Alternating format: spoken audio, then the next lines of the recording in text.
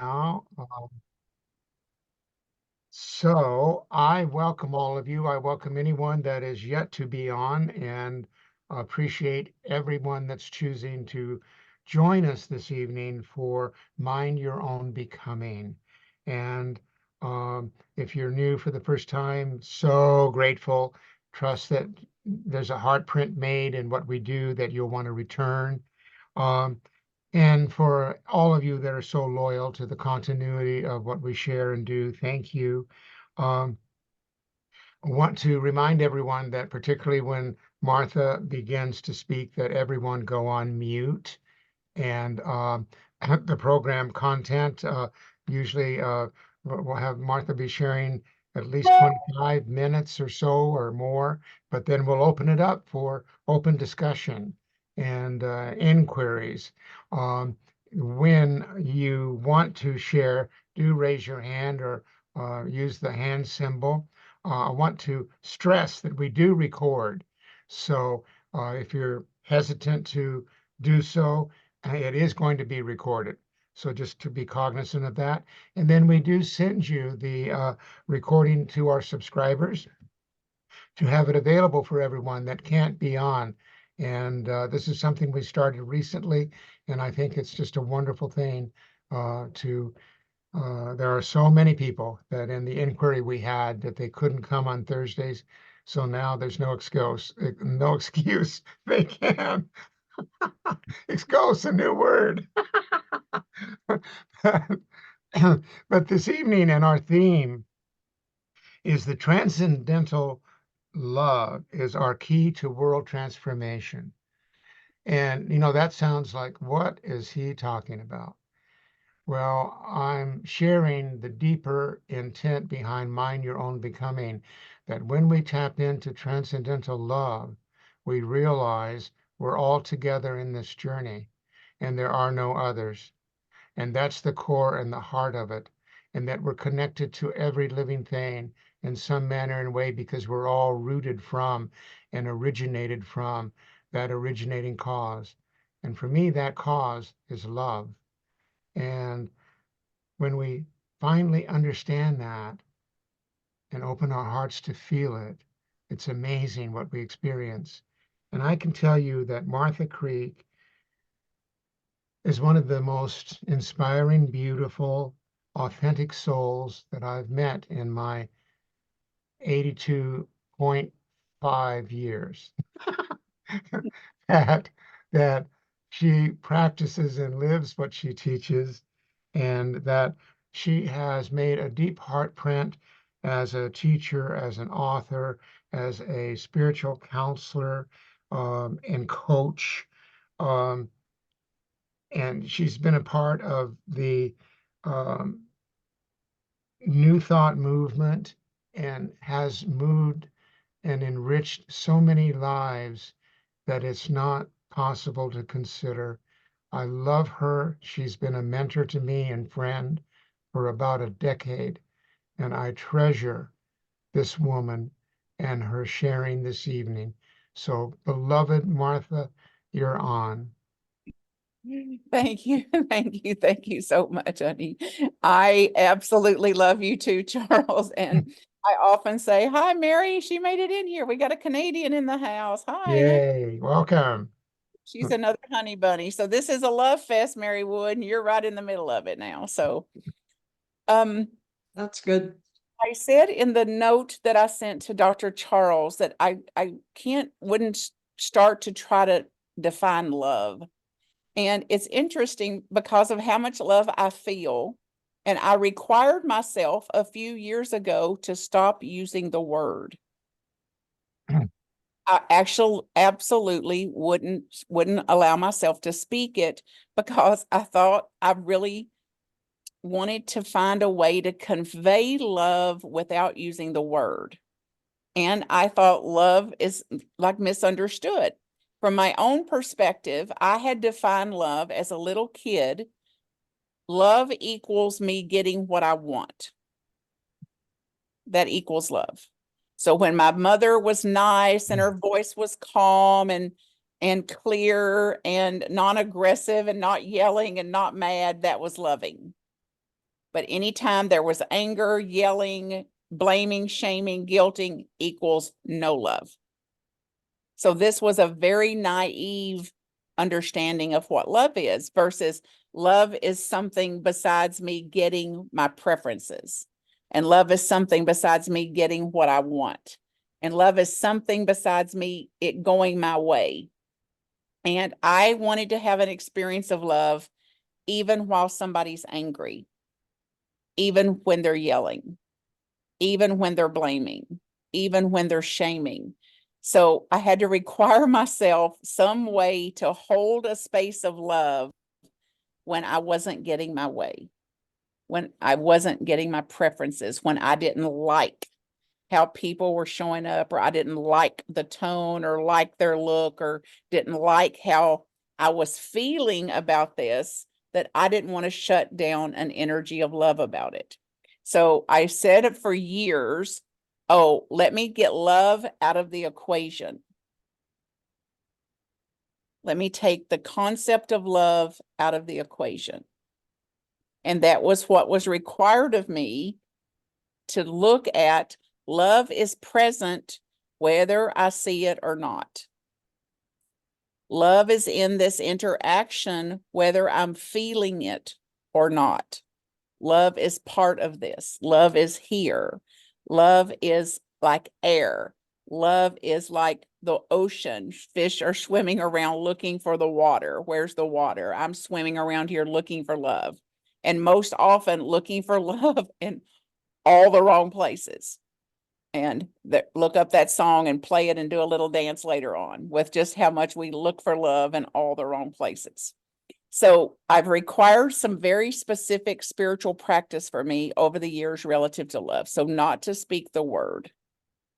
And then these groups that I facilitate, I assign them this invitation to stop using the word love for 1 month and to say they love somebody without saying the word. So it would be, I appreciated that card that you sent me for my birthday. That meant a lot to me. Or I was very moved by your email that you sent me after I got a diagnosis. So finding a way to say things that convey an energy of love without ever saying the word. And this got very interesting for the folks that I was serving, because their spouses was accustomed to them hearing "I love you" at the end of the day.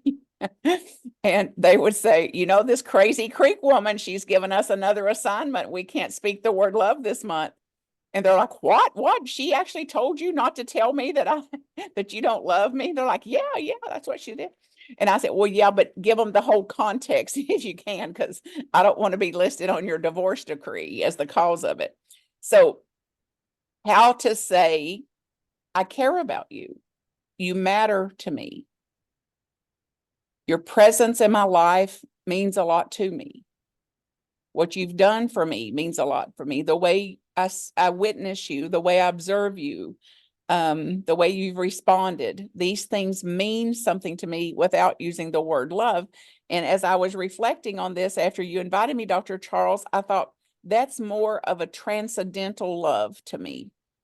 That's not the immature, I got to get what I want. God's a Santa Claus. If I'm a good girl, if I'm a good boy, then I'll put my dollar in the vending machine. I'll put my $10 in the tithe basket, and then God will deliver. When I pull the arm down, God will deliver my request.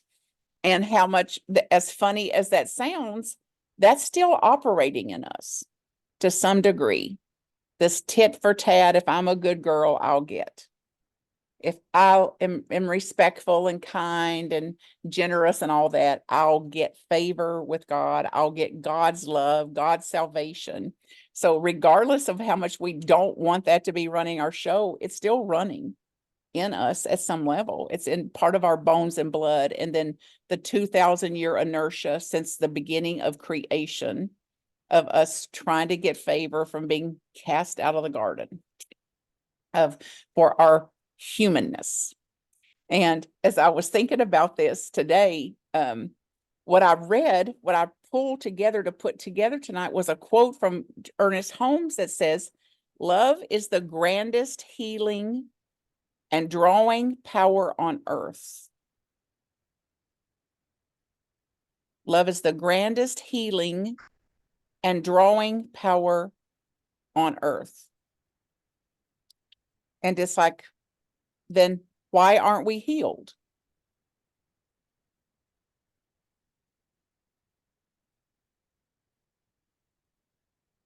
When will it soak in?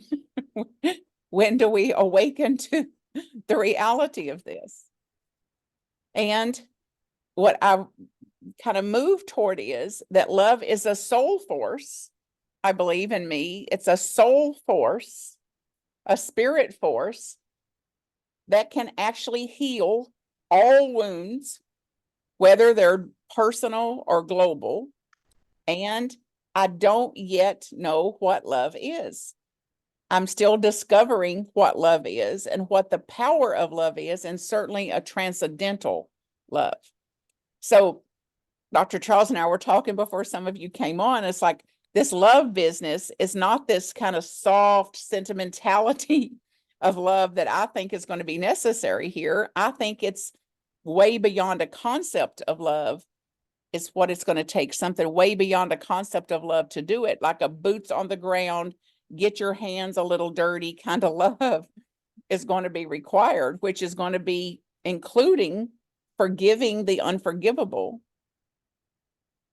accepting the unacceptable, making room for everything I have disowned, suppressed, depressed, denied, that anything I've disintegrated has got to be brought back in.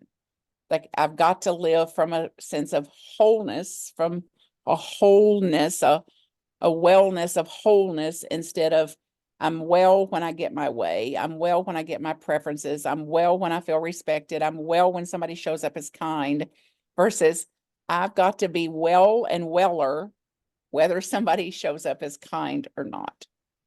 And I can't let my peace of mind and my well-being, my health and my presence and my connection and my clarity and my courage and the high C's of the self, the 8 C's of the self that I go by, which I'll put out here in a minute, has got to stay in my seat of consciousness, not my preferences, my demands, my willfulness, my stubbornness, and I want, I need, you should, you shouldn't, and you better, and I don't want to ever have that again. And we're just one thought away from that. At any time, we're one thought away from like an inner tantrum of that. And I found a word that Gandhi used called operationalized love. And I thought about this, that he's like we're going into the season of nonviolence, the Gandhi King season of nonviolence, which is 40 some days that start in March.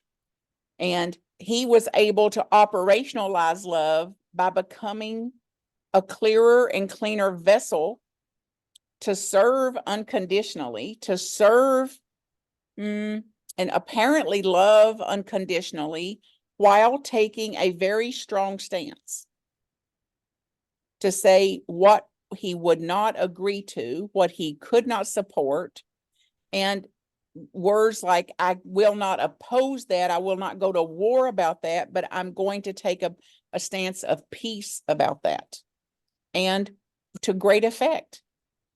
And that inspires me to hear that it's not love, a passive kind of love that says, I accept everything that's going on without taking a stance, or I take everything that's going on as, oh, it's part of divine plan, it's part of divine action. It is, and we're here in part of divine plan also. We're here as individualized expression of divine plan that is also being impulsed to take certain action, to take certain stances, and hard stances at times that are not popular, and that's not going to be understood by some of the people in our field, in our atmosphere, in our familial field, to say, how can I let love lead, which is my biggest commitment to myself, to God, and to life, that whatever message I've got to deliver, and I've had to deliver some tough messages, some critical conversations. I worked in human resources, some terminations that were not fun to do. I've terminated ministers and terminated employees and all sorts of things. And in order to do that, I had to keep love in front. Love front, termination second. Love first, the hard message second. So soft on people, hard on issues. Softer on people, softer on relationship, softer on humans, and hard on the issues. And when I'm able to do that, I have a greater sense of peace. I feel like I've been more in integrity with myself. I'm more in integrity with life when I'm able to keep love in the driver's seat, love in the seat of consciousness. And at times it doesn't come across as that. And it comes across as too harsh or too direct or whatever, particularly if I'm nervous or if I'm worried about how they're going to react or respond. And I simply have to say, this is scary for me to say this, or I'm worried about how you're going to respond. And I've got to say it anyway. Like, what I'm here to do is this, what I'm here to deliver. Here's the message of this. And I don't want to hurt your heart in this process. I've got to have the hard conversation, the critical conversation, the crucial conversation. And I want love to be in the lead seat, even while doing the hard things. And when I'm able to do it, I feel a lot different about it. I feel like it was not only didn't hurt me, but it's even as hurtful as it is on somebody getting that kind of message, it's less hurtful to them than it would have been if I was there as a taskmaster and just getting the task done without holding an active field atmosphere of love in my heart that's absolutely conveyed to them through my words, through my facial expressions, through my eyes, through my words, through my energy field. Even if it's a hard message, their love is still present, and that's undeniable.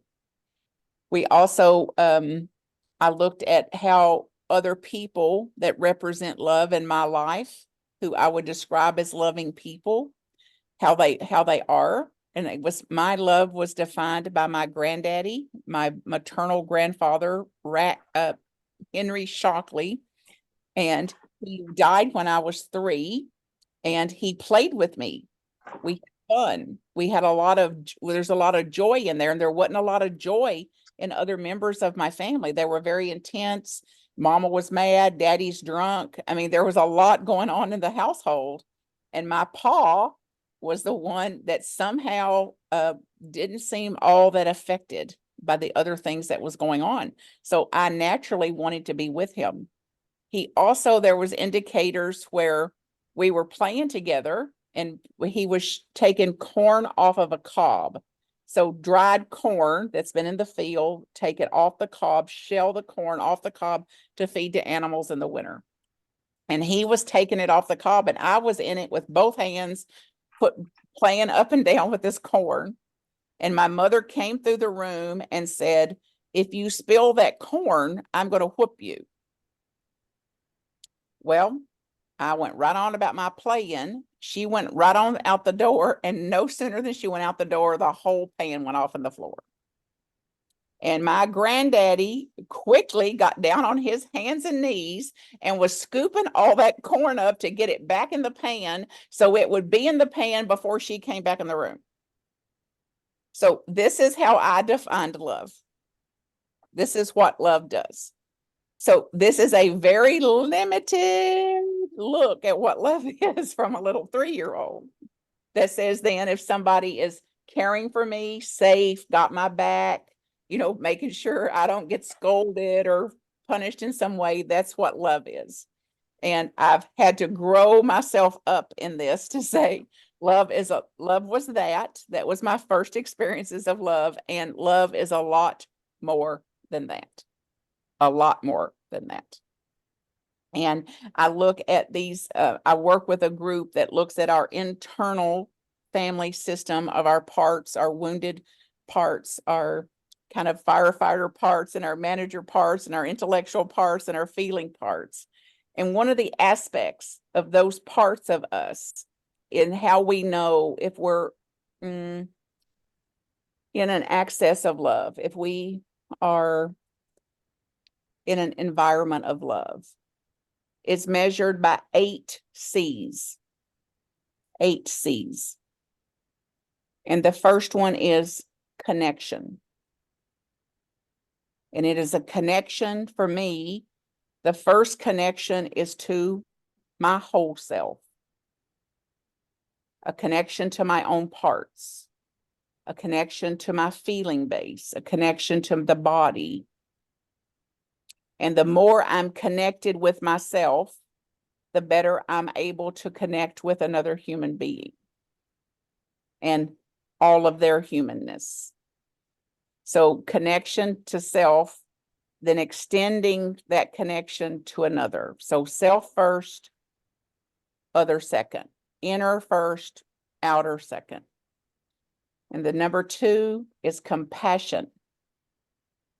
And this has been interesting for me, just like love. Like I wouldn't try to describe what compassion is because I've told this story many times. Years ago, if you had asked me to measure how compassionate are you on a scale of 10, I would have said probably an 8. I generally feel compassion. I feel quite compassionate. I practice compassion, compassionate speech, compassionate actions, compassionate listening. And then my dad was in the hospital and he was in a dying bed, so to speak. He's got this metastatic cancer all about, and I'm with him. And he said he had, his lungs were collapsed and lung.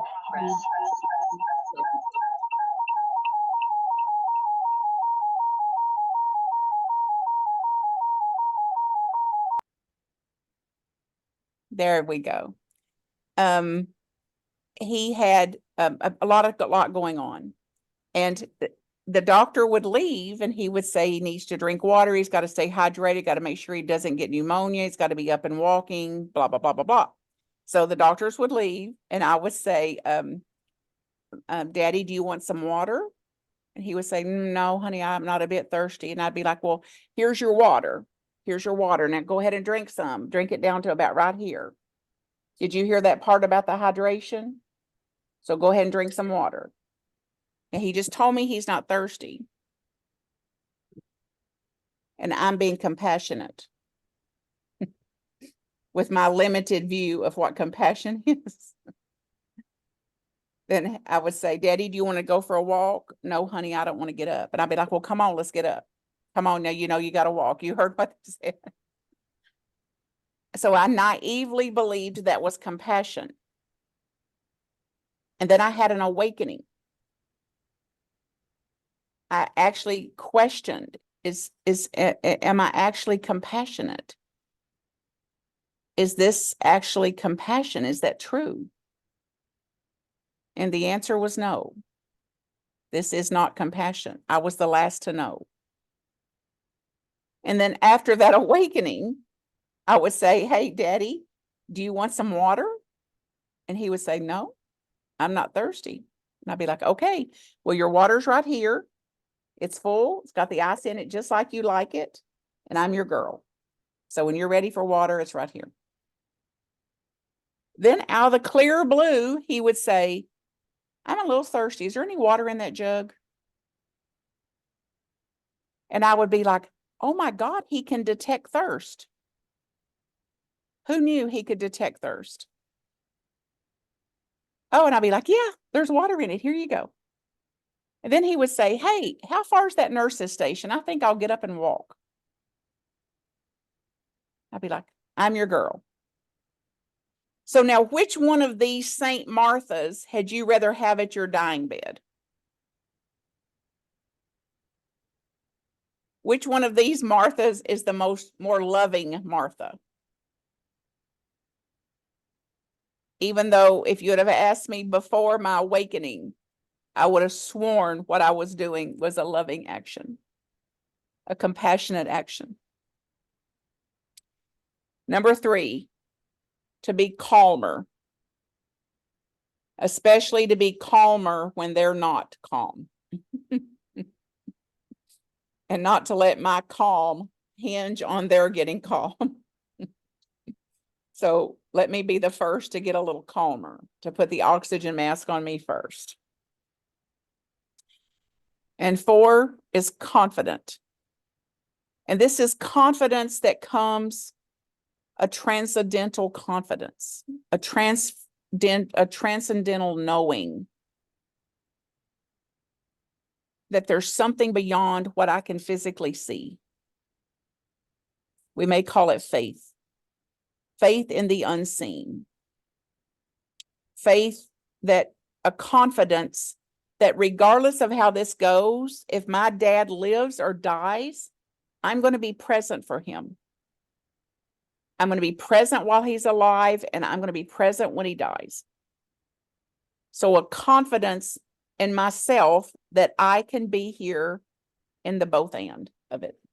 And that there's something bigger, a confidence that when he leaves this body, he has not gone. He is still in another dimension. Whatever would be confidence that you could hold. The next one is clear, a clearer mind, a mind that's not as bogged down in the world views, the paradigms of the world views, our innocent little wounded child belief systems, our BS, but a clear mind, a clearer thinking, and to have clearer thinking to lead when I can. And when my thinking's not clear, to admit it. I'm not clear. I'm in fog. I'm in a liminal space. I can't discern yet which way to go, to tell the dang truth about it. And until the fog is lifted, I got to dim my lights and slow down, and I can see 3 feet in front of me, just like when I'm in fog. And when the fog is not there, I can see way on up the road. But for now, I got to wait for this to clear up, and I got to slow down and turn my dimmers on and go slow, and I can see 3 feet in front of me, and that's got to be plenty. The next one, which I think is a superpower, it certainly is for me, and it's curious. To stay curious.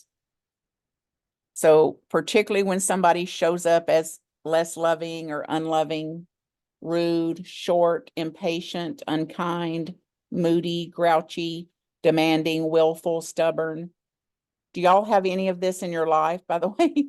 Am I the only one that's still in the humanness of all this? So to stay curious about it instead.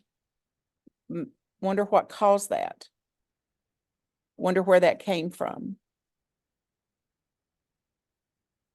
What could I do here that could ease this? What would sane, sensible action in response to this look like? So a curiosity. And this is the opposite of making up something about it. This is the opposite of interpreting it. It just said, you're rude. You're rude. That was rude. It's like, well, that's rude of me to call you rude when I have not walked in your shoes. That's rude of me to call you rude when I don't know how your day has been, and I don't know what you're dealing with in your atmosphere of life. So no, it's not rude. That's my interpretation from a traumatized, wounded part of myself, not getting my preference, not getting my way. The 7th one is courage.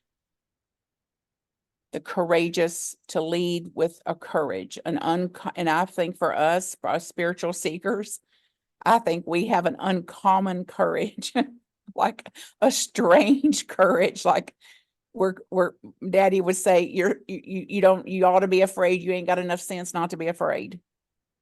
So this strange courage that would take us into places that we wouldn't go without it.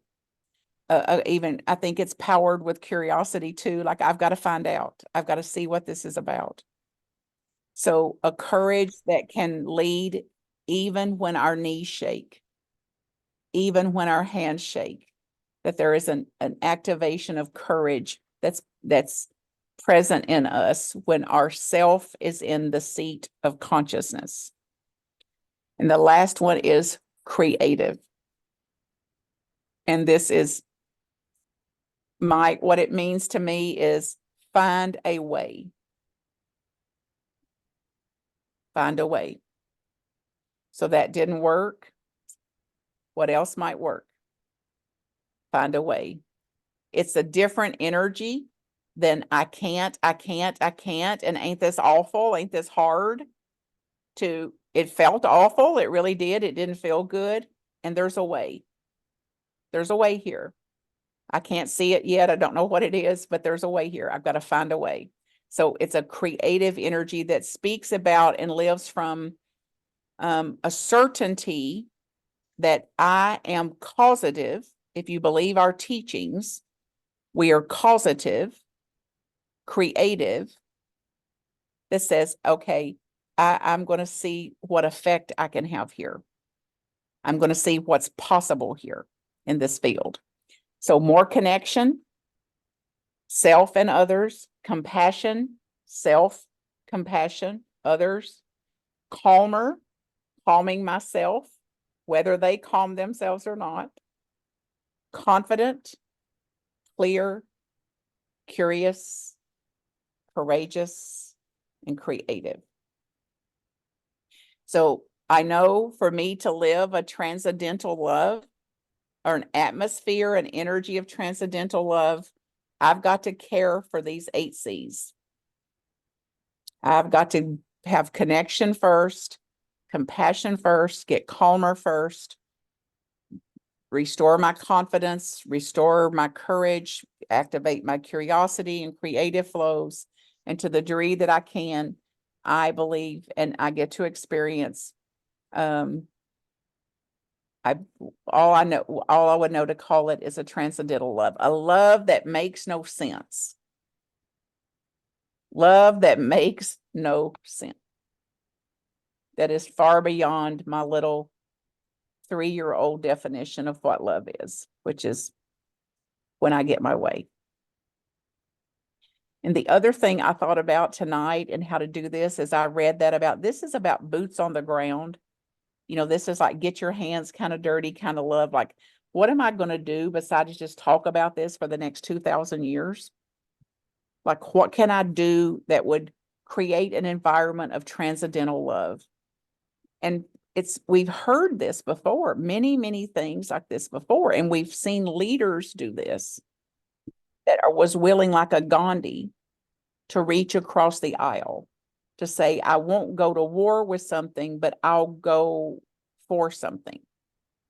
I'm not going to go against that, but I'm going to go for what I want to see more in the world of. So then how could we do that?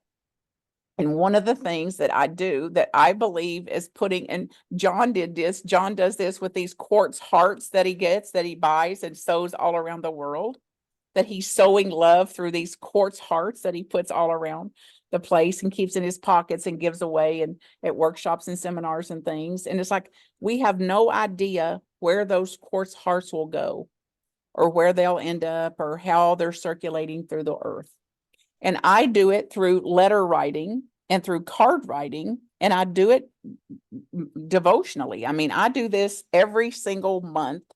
About this many cards go out in the mail to me that are love notes, birthday notes, hope you're feeling better notes, I'm here for you, thank you for what you've done for me notes. And it's amazing what I hear when people say it's the only handwritten thing they got all year. It's like getting mail anymore is a luxury because of how much tech stuff we got and texting and all of that. So think about some kind of grassroots something you could do that we could do that just happens to be one of mine.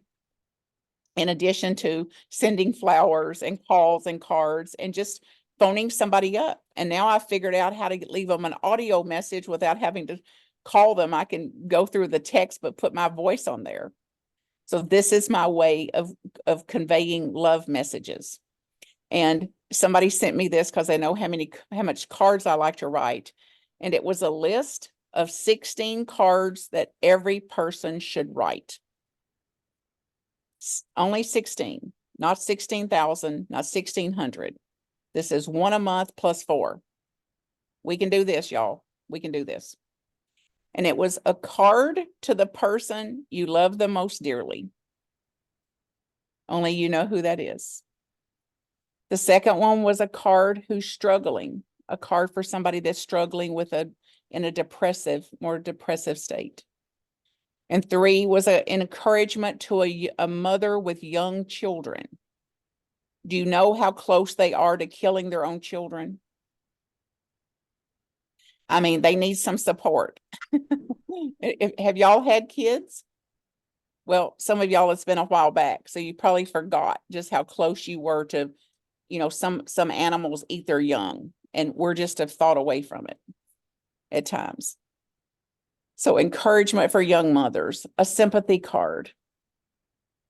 And I found sending sympathy cards a year later at the anniversary was more meaningful to some because they get like an avalanche of sympathy cards. They can't even take them in versus a few months down the road or even the year later. A thank you to a teacher who helped you become who you are today, for example. And I appreciate you for the way you listen card. Somebody that's got a cancer diagnosis or another health issue, a heart issue or something. So I'm going to put these 16 over here in the chat so you'll have them if you want to see them. And I believe I'll be teaching in March, also on Tuesday nights. You're welcome to join in there. And it's at marthacreek.com. If you go and sign up for that little newsletter, you'll get it in the newsletter, the link, and I can put it in here. And it's a little book called Holy Moments. And it answers for me, Dr. Charles, the request about how to live transcendental love. And this was the response: to make every single moment, make more and more of my moments a holy moment. And it's not to make a month holy or a year holy, but moment to moment, how to fill my life with holy moments. And to the degree that I can do that, I'm going to live more of a transcendental love.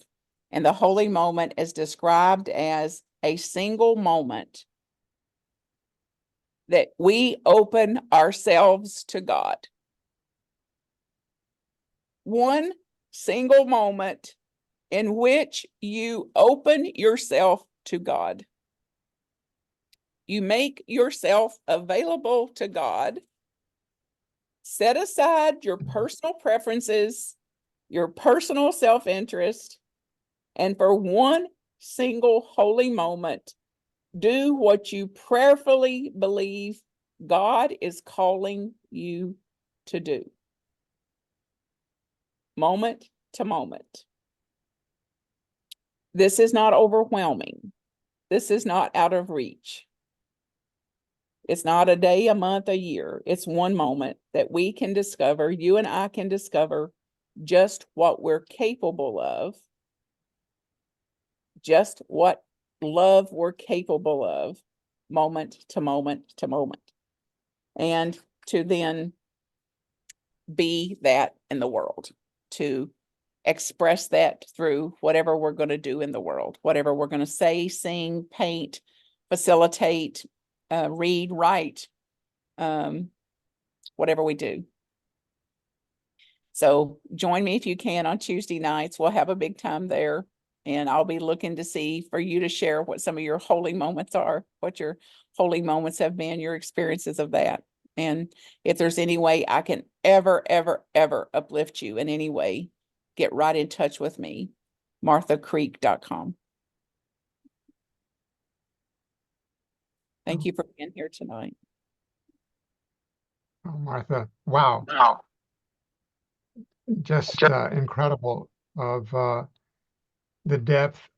You've really defined transcendental love in those 8 C's. and putting that into practice. And I want others to share, please. So raise your hand or show the hand sign. But, I gave a talk just this past week at the Hellenist Center, and our theme was Love Points the Way. And I started it out saying, no, it doesn't. and actually, where I came from on that was the examples that you gave, that we take in and on so many concepts of love that are not it, and that can lead us into the misperceptions, and in some instances, believing that love can also encompass abuse and things that are absolutely the opposite of. And so love can only point the way when we put into practice what you gave us today and realize how vital it is to live from a place of stepping out of judgment above all of ourselves and opening to curiosity and inquiry into our life, our soul, and our purpose. So you nailed it here. Um, and anyone else want to comment, please? Yes, Marcia, please. Thank you. Thank you so much, Reverend Martha. That was deep. You gave us so much meat on the bone to chew on. I don't even know where to start or where to stop eating. However, yes, I don't like that list. I see you posted in the chat. I want to get it. That is so beautiful. So the question I want to ask you, I'm in a position in this company that I'm working with that, in the department where we, let's say, take on and let off, hire, and I don't even like to use the word fire, let go people. And it never feels good to me to tell someone that they have to leave this case. And yeah, of course you give us that description, but it's, for me, it just never rests well. It never comes home, like it never feels like love to me at that point. So I was just wondering if there is something that you could leave with me so I could be more at rest and exercise more grace in doing such. I would offer for me to surrender to it. Won't ever feel good. To accept that this is part of our humanness, it's part of what's required on the physical plane. I'm the messenger for this, and I surrender to any notion that I'm ever going to feel right about this. It's not something that I may ever experience. So how can I do it and know that may not ever feel right about it? And I have to surrender to the mystery of the universe for things I can't understand, things I cannot make sense of. I don't know how the planets stay in alignment. I don't know how the orbits go. I can't understand why we have to have flood and drought. I can't understand war and the reasons for it. I can't understand racism and slavery and things that make no sense to my mind at all, how incomprehensible it is to me. So when I can't make sense of it, I have to surrender it to the mystery of the universe, and that there's something at play here that I cannot see and that I can't understand from this dimension.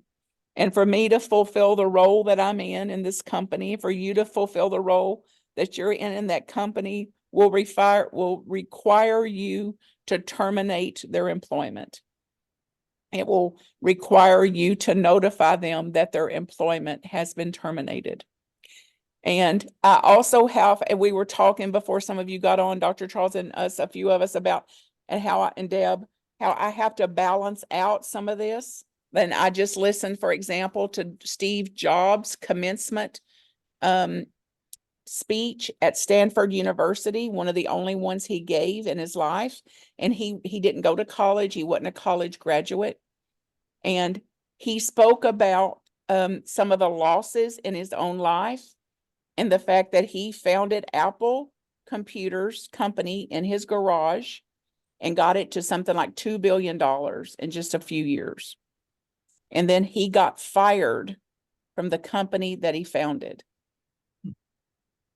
And what a bitter, bitter pill that was, to be publicly fired, to be publicly ousted, ostracized. It was a bitter, bitter pill, very painful for him.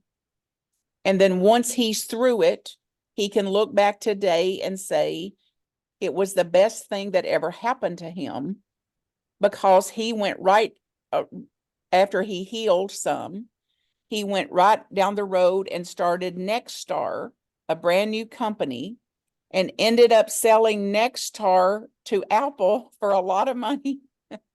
And Nexstar is the core of the renaissance that Apple Computers is still in today. He also started Pixar, which is a very, very famous animation studio for Disney, and two other companies, all of which he never would have started if he hadn't have been fired from that job. So I have to hold on to things like this, that I don't know what's down the road for people. I don't know how they're going to make it, but if I trust at all life and the wisdom of life, I have to trust that this termination is a part of their becoming and a part of them becoming the greatest iteration of themselves. It's a part of their own soul's evolution.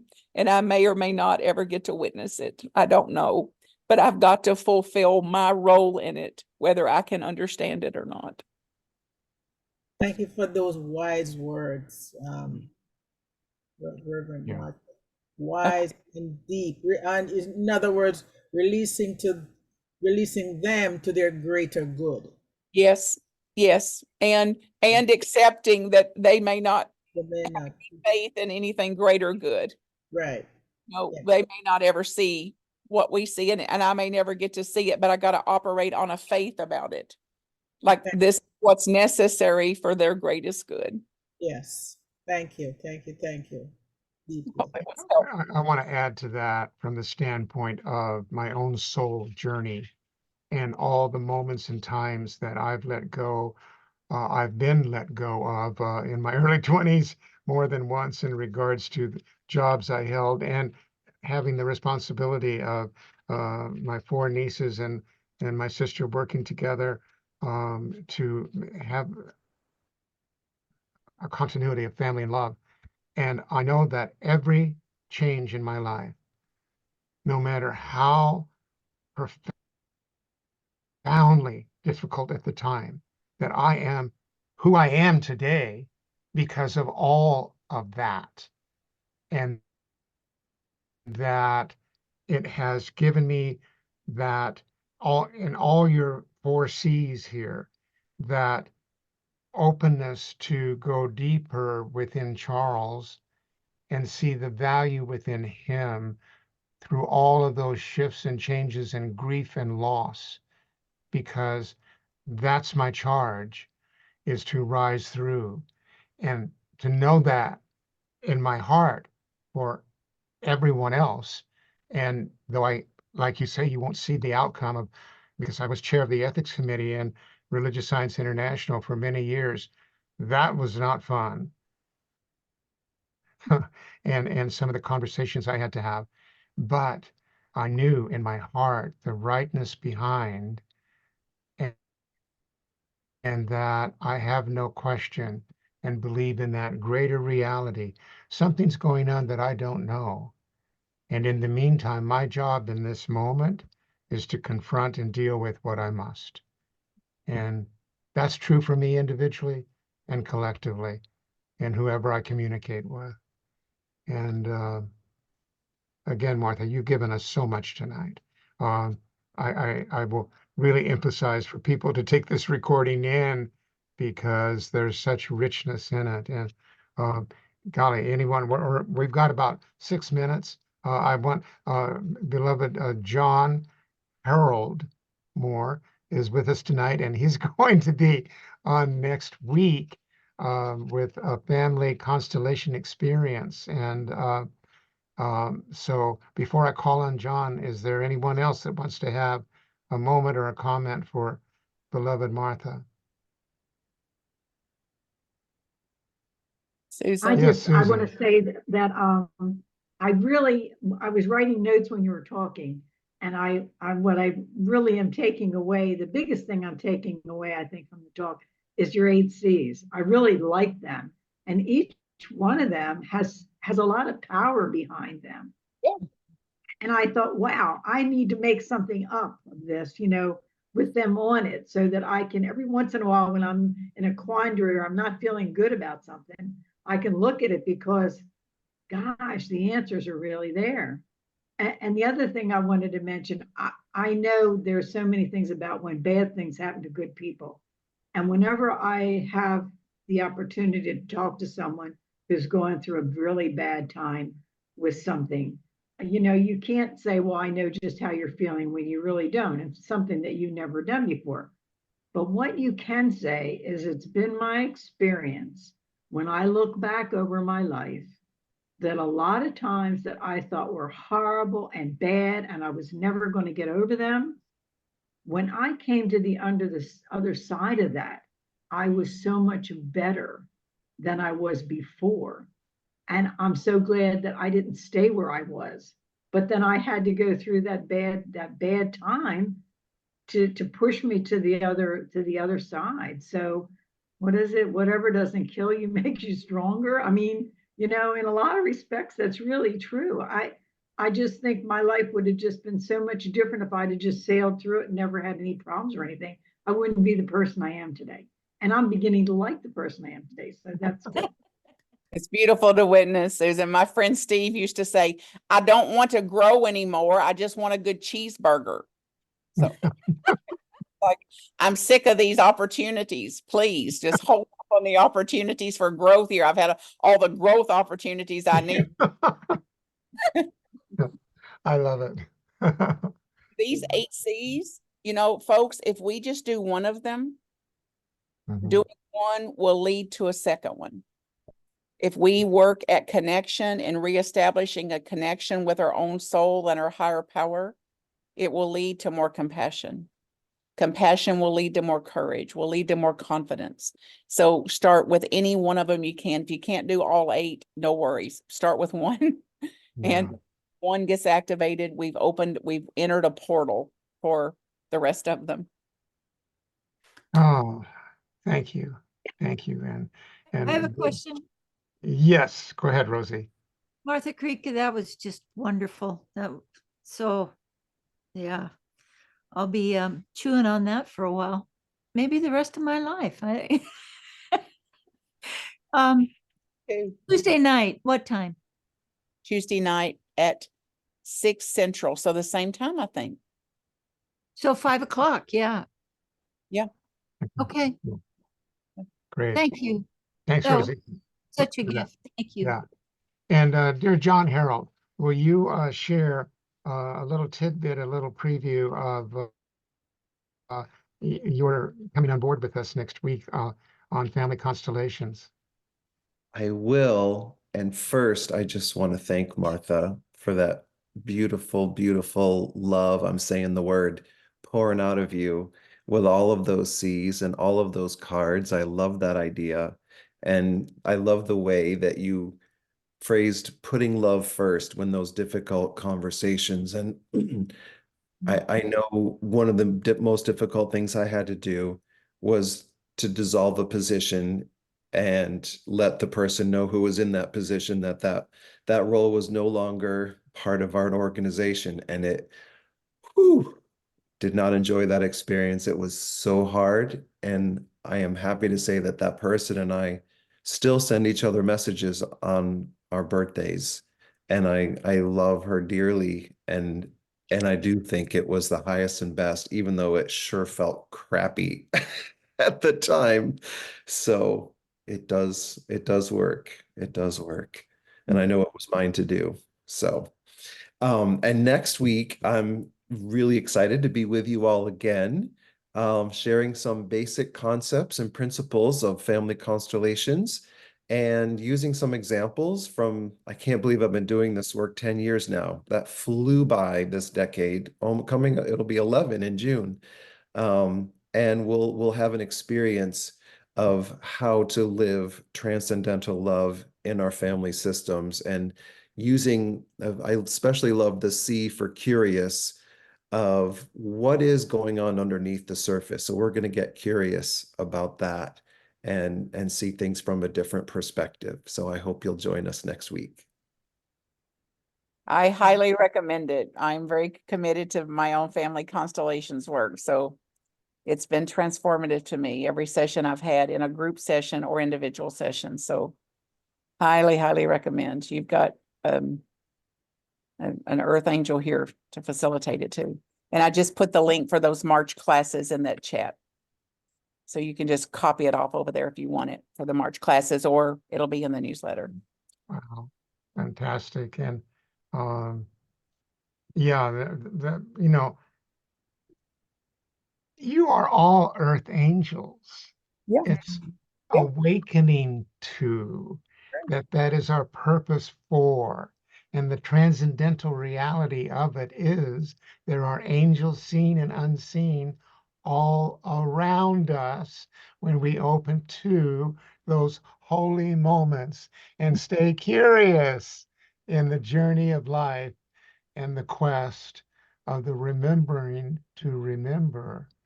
We came from it. We are it. Feel it, know it. And I'm going to say it. I'm sorry, but I just love the dickens out of you, Martha. I just do. You're not sorry either. And thank you. Uh, Amen to, I know, feel it, I see it, I be it. And amen. Amen. Truth. Amen, everyone. yeah, Love you all. Thank you. yeah. Thank Mwah. you. Good night, everyone. Good night. Thank you. Thank you. How Well. wonderful. What a gift.